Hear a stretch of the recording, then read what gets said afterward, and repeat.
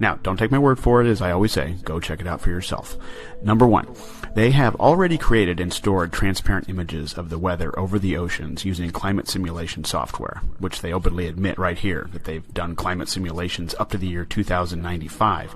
But it's actually the year 2100 on this FTP server folder, and here's one of the images.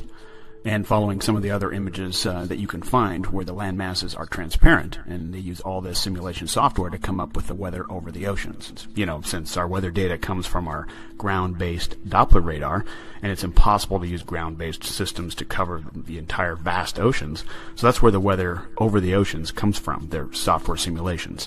Number two, now for the weather over the land, the NOAA has supercomputers that take data coming in from all over the world, Doppler radar feeds, and crunch it all together and combine it with the weather simulation data over the oceans, so they come up with a complete composite weather quote-unquote map, which is then wrapped around a ball in their 3D modeling software programs, just like we've shown countless times in our previous episodes with the Earth and the planets, etc.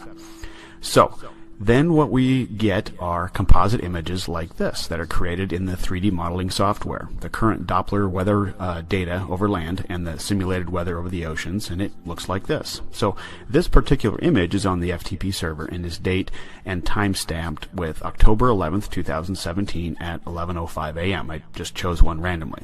Notice the image shows you the weather for the whole ball and not just part of the ball that is lit by the sun at this particular time. No Terminator line or anything like that, right? Okay, now here's the kicker. Go to the other file folder, which is the images that we get to see and are told are real pictures from space. But what they've simply done is taken the weather map picture of the whole ball they created and they superimpose it over the blue marble data set, just like they said they did. So what you can see here is the final version of what we're spoon-fed and told is a picture taken by the Himawari from space, like, 10 minutes ago. This is the image from the same date and time, October 11th, 2017 at 11:05 a.m. And you can see that the weather is exactly the same. Watch it closely. There's your weather map comprised of simulated and Doppler radar being used to complete a composite image. They do this with the Discover satellite too, the epic camera from 1,000,000 miles away, they tell us. Ridiculous. Okay.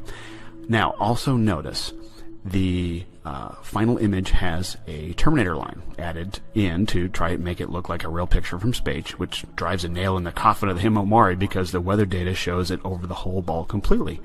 But they have to add a Terminator line to show the Earth only partially lit by the sun based on the time of day that the photo is allegedly taken. So if this is a real picture, how did they know where to put the clouds and weather on the part of the globe with no sunlight? It's completely dark there.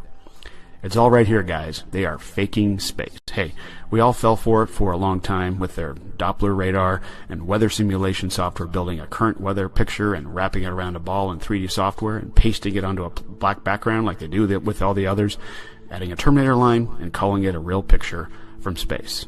Himawari debunked once and for all. This has been Paul on the Plane. Thanks for watching.